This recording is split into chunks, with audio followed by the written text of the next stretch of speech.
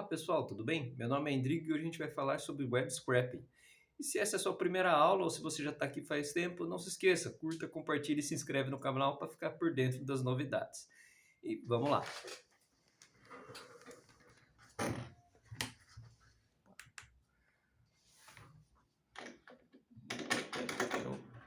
Pau aqui no bati aqui. Vamos lá. Web scraping é o quê? É como se fosse um robozinho que ele vai pegar os dados ali em sites da internet, tá? E o crawler seria tipo um rastejador, se a gente traduzir, né? Basicamente, ele pode chamar em português em raspagem de dados. É você coletar dados ali de sites ou de APIs, enfim, né? E aí você pode usar esses dados para depois fazer algum modelo, alguma coisa, tá? Antes de entrar no web scraping em si, é importante a gente falar os tipos de dados que existem na web. A gente tem os dados estruturados, que são aqueles dados que ele vai ter linha e coluna, vai ter cada observação vai estar numa linha, cada atributo ali ou qualidade vai estar numa coluna. Por exemplo, uma planilha de Excel, né, um exemplo mais claro para todo mundo de um dado estruturado ou ali uma tabela de SQL, né? Já está tudo tabelado bonitinho. A gente tem os dados semi-estruturados, que seriam o XML, o JSON da vida, que é o dado que ele segue uma estrutura, mas ele não está numa tabela bonitinha. A gente precisa fazer uma manipulação nele para a gente poder consumir essa informação, né? Uma informação mais utilizável, digamos assim, né? E o não estruturado, que aí pode ser texto, pode ser vídeo, pode ser um post ali do Twitter, né? O X agora, né? Enfim, né? Que aí você não tem uma estrutura definida de colunas nem de informações, então você vai ter que fazer muito mais manipulações nele, tá? E a linguagem, digamos assim, o protocolo padrão da internet é o HTTP, que é o Hypertext Transfer Protocol. É um protocolo de troca de dados entre o cliente e o servidor. A gente usa ele diariamente quando você acessa qualquer site. Você passa uma informação, um request ou um pedido e ele te devolve as informações. Então, os pedidos que você pode pedir é get, então traga alguma informação para mim, e a resposta vai ser um conjunto de dados, a página ali da web. Você pode fazer um post, ou seja, coloque tal informação. Lembra de rede social, quando você vai postar alguma coisa. Delete, deletar, mesma coisa. E connect é quando você vai fazer uma conexão para buscar vários dados. Por exemplo, uma VPN da vida, tá? Você se conecta numa VPN e aí você está num ambiente ali para trazer ali os dados, tá? Uma dos padrões aqui muito utilizados nos sites ali, né, é o HTML, que é o Hypertext Markup Language. É uma linguagem, digamos assim, posicional. Ela vai te dar tags, né, ou etiquetas e a posição de onde vai cada informação. Se você entrar no site e colocar lá, exibir código-fonte, você vai ver esse HTML, né? Ele sempre vai começar, aqui eu fui colocando colorido para ficar mais fácil identificar, tá? Mas aqui ele está identificando que é a linguagem HTML, né? Então esse abre aqui e fecha, né? O maior, menor, né? Depois ele começa HTML, que é falando, aqui vai começar o HTML, né? Digamos assim, ele está informando. Lá embaixo eu vou ter uma outra tag igual a essa para falar, ó, aqui termina o HTML. Body, que é o corpo do texto, digamos assim. E aí você vai ter vários tipos de tag. Eu fui colocando exemplos aqui. Então, H1, então título 1 e aqui depois barra H1, fechando a tag, né? Então encerra o título 1. Esse H1 é um formato para título, então quanto menor vai ser maior o título. Então esse aqui vai ser o título bem grandão e negrito. Aí H2 é um pouquinho menor, H3 até o H6. O H6 vai ser o menor título possível que você possa usar, né? E a letra vai ser menor. P é de um parágrafo, então aqui se eu colocar, abre aqui P, parágrafo, e você vai escrever, aqui eu só escrevi, né, mas você não vai escrever parágrafo, você vai escrever qualquer coisa, ele vai ficar uma linha ali de texto, uma linha, várias linhas de texto, e aqui fecha o parágrafo. O A serve para você criar hiperlinks. Então aqui eu estou colocando A, aí aqui esse href eu estou criando um atributo. Isso é uma informação adicional da tag, mas que ela não vai aparecer escrita na tela. Por exemplo, se eu colocar aqui href wall.com.br e aqui, né, o que está dentro da tag wall notícias, E aqui fechando, né, encerrando o hiperlink, ele vai colocar wall, notícias, aí vai ter a linhazinha embaixo, né, para mostrar que é um hiperlink, aquele formatozinho azul clarinho, né? E se você clicar nesse wall notícias, ele vai abrir esse link aqui, tá? Então ele meio que está vinculando aqui. E aqui é o que você quer que escreva na tela. Então você pode colocar qualquer coisa, pode colocar só o wall, pode colocar site de notícias, enfim, daí ele vai cair aqui para o wall. Tá? Como eu falei, o atributo ele é uma informação adicional do elemento. Aqui tá em amarelo, talvez não vai dar para ver muito bem, é div, div. Isso aqui ele cria uma divisão na página. Então é como se você dividisse a página em pedaços ali. Talvez fica mais fácil para o leitor enxergar ou você mesmo organizar seu código, tá?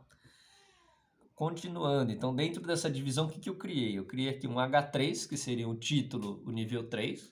Você não precisa usar todo, você pode usar pular do H1 para o H3, enfim. E aqui eu estou criando uma classe. Uma classe, você pode dar o nome que você quiser e ela vai facilitar você dar manutenção no seu código e também que se você está fazendo web scraping, a você encontrar informações na tela. Por exemplo, aqui eu estou criando uma classe que chama veículo. Então, sempre que eu quiser atualizar ou procurar sobre veículos, eu posso ir direto aqui mandar buscar essa classe. Então aqui eu estou criando um que vai escrever carro, depois eu posso criar um outro que vai escrever moto e por aí vai. As classes você pode ter vários tipos, tá? Como assim? Você pode repetir o uso dela. Então aqui eu criei duas, pode ser três, pode ser N. Né? Vai ficar mais fácil você encontrar informações ali, que nem eu falei, você pode repetir, tá? Aí aqui eu estou fechando aquela divisão, tá em amarelinha aqui, acho que não vai dar para ver muito bem. Nunca mais vou usar essa cor, tá? Aqui eu fechei o body, né? Então terminou o corpo do texto. E aqui essa última tag aqui. Opa, aqui nos dois faltou a barrinha. Faltou a barrinha aqui. HTML que seria, ó, encerra a linguagem HTML aqui, tá?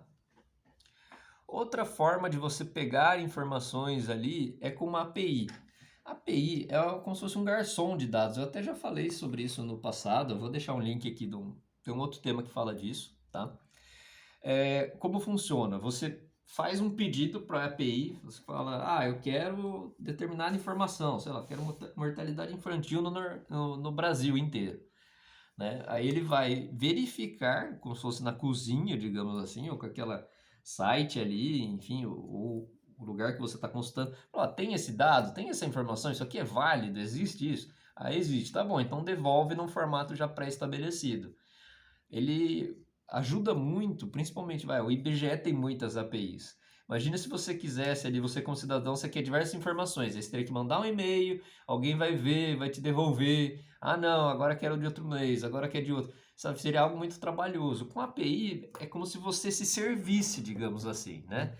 Então, você pode até usar o exemplo do garçom, mas é quase como que um self-service ali, né? Você faz o pedido, mas você que tem que saber fazer pedido também, né?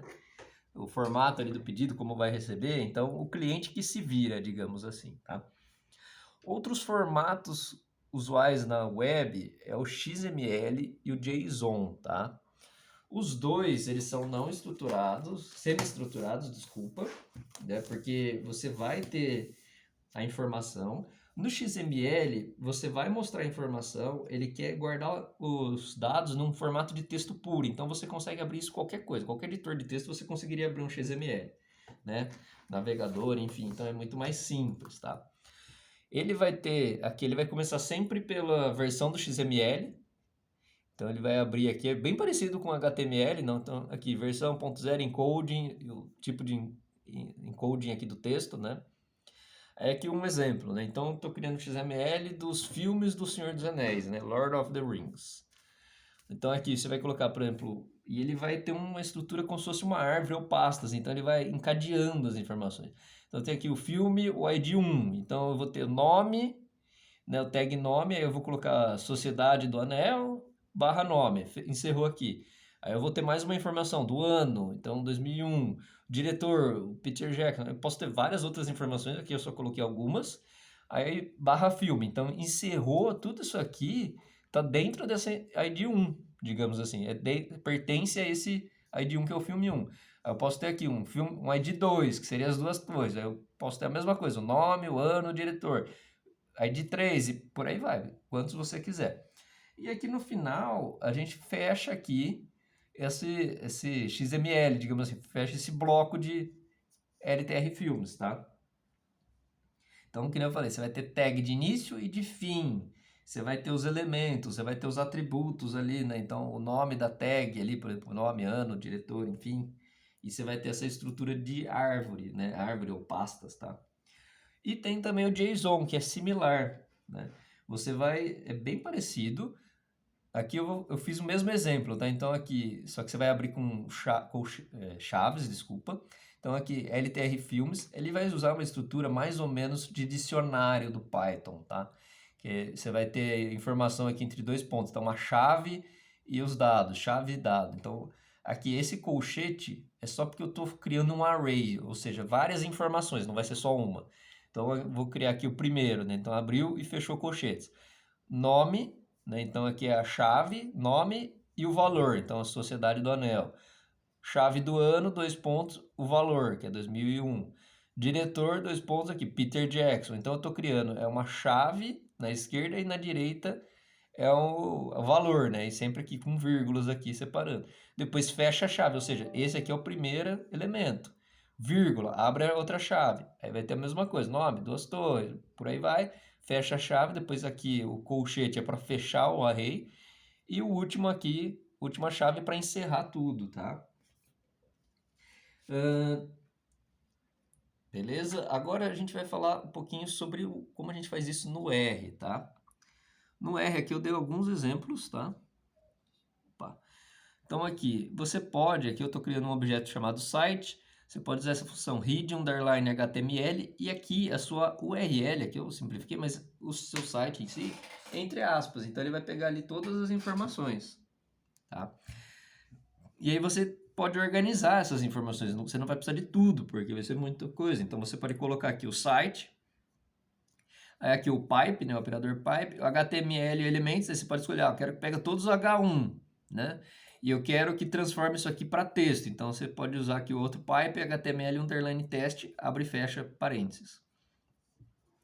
Uma outra maneira de você pegar ali, principalmente se por API, por exemplo, pode ser a função get. Então site get URL.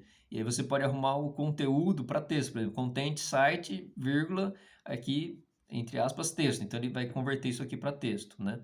A mesma coisa aqui que eu falei, por API, né? Então acabou repetindo. Então você pode, quando você usa uma API, o seu site, né, precisa ter já uma API pronta, enfim. E aí você pode consultar se essa consulta deu certo. Se você colocar cifrão, status code e o resultado é 200, é que deu certo. Então são vários códigos que vai falar se deu certo ou não. E assim, para você converter uma coisa que você pegou no JSON, por exemplo, para R, você pode colocar aqui.